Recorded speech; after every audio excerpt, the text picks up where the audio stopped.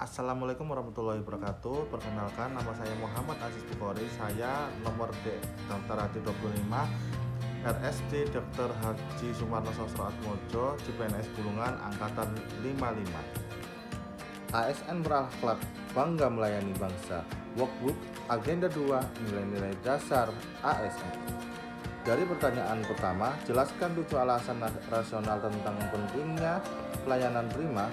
1. Pelanggan yang puas mudah memberikan referensi. 2. Kepuasan pelanggan merupakan aset terpenting. 3. Kepuasan pelanggan merupakan sarana untuk menghadapi kompetensi di masa akan datang. 4. Kepuasan pelanggan merupakan promosi terbaik. 5. Pelanggan yang puas mudah memberikan referensi. 6. Pelanggan yang makin kritis dalam memilih produk. 7. Kepuasan pelanggan menjamin pertumbuhan dan perkembangan organisasi. Dari pertanyaan yang kedua, hal fundamental dalam pelayanan publik, yaitu pelayanan publik merupakan hak warga negara sebagai amanat konstitusi. Pelayanan publik diselenggarakan dengan pajak yang dibayar oleh warga negara.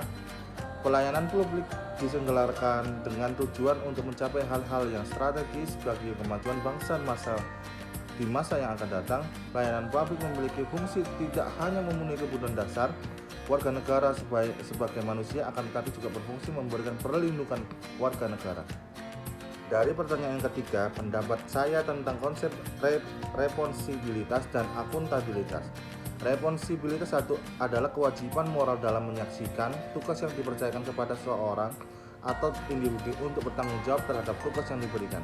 Kalau akuntabilitas merujuk kepada kewajiban setiap individu untuk mempertanggungjawabkan segala tindak tanduknya sebagai pelayanan publik kepada atasan, lembaga pembinaan, dan luasnya kepada publik dalam bentuk laporan.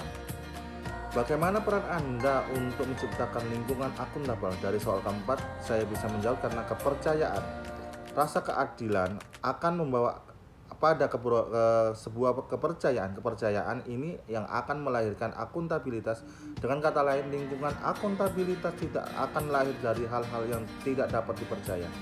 Dari soal kelima, tuliskan yang Anda ketahui tentang sinergi perilaku kompeten. Yang saya ketahui yaitu diperlukan aspek yang berkesesuaian, yakni kebutuhan program pelatihan itu sendiri dengan harapan publik, kemudian peserta pelatihan bersinergi dengan para praktisi di kantor dan fasilitator terlibat secara intensif. Fasilitator dan peserta pelatihan yang serta praktisi berkolaborasi dalam proyek pekerjaan.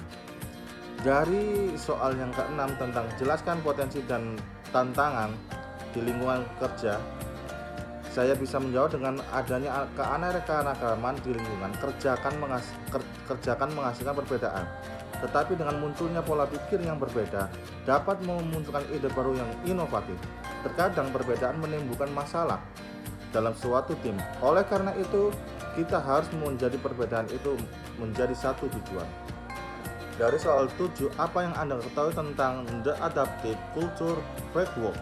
Merupakan elemen organisasi adaptif yang digunakan sebagai fondasi dalam perencanaan organisasi, meliputi pros, tujuan, kultur, pursuit, nilai budaya, vision, tujuan organisasi, corporate strategy, strategi organisasi, struktur organisasi, problem solving, penyelesaian masalah, partnership working, teman kerja, rules, aturan.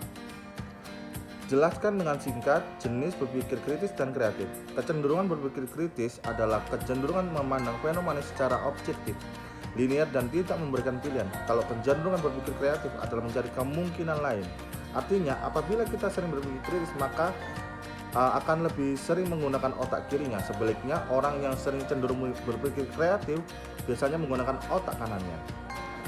Dari jawaban nomor 9, saya bisa menjawab, terima perubahan lingkungan kerja mulai dari perubahan dalam pandang, cara berpikir, mentalitas, dan tradisi pelayanan publik yang lebih mampu mengimbangi perubahan atau tuntutan zaman. Yang kedua, menetapkan tujuan fleksibel yang dapat diubah setiap saat bila diperlukan. Yang ketiga, pertimbangan dengan baik langkah yang akan dilakukan. Keempat, perkembangkan tim dan dorong kolaborasi. Yang kelima, tinjau dan evaluasi kinerja. Dari jawaban ke-10, apa saja tantangan praktek dalam WOG? Kapasitas SDM dan institusi yang terlibat dalam WOG tidaklah sama. Perbedaan kapasitas ini bisa menjadi kendala serius ketika pendekatan WOG. Yang kedua, nilai dan budaya organisasi. Sepertinya hal ini dengan kapasitas dan institusi, nilai dan budaya organisasi pun menjadi kendala manakala terjadi upaya kolaborasi sampai dengan penyatuan kelembagaan. Kepemimpinan yang dibutuhkan adalah kepemimpinan yang mampu mengakomodasi perubahan nilai dan budaya organisasi serta meramu SDM yang tersedia guna mencapai tujuan yang diharapkan. Dapat saya tentang workbook ini adalah kreatif dan memotivasi saya agar lebih berkreasi membuat workbook. Dan selanjutnya semoga lebih dikembangkan desain gambarnya. Terima kasih. Dari saya, wassalamualaikum warahmatullahi wabarakatuh.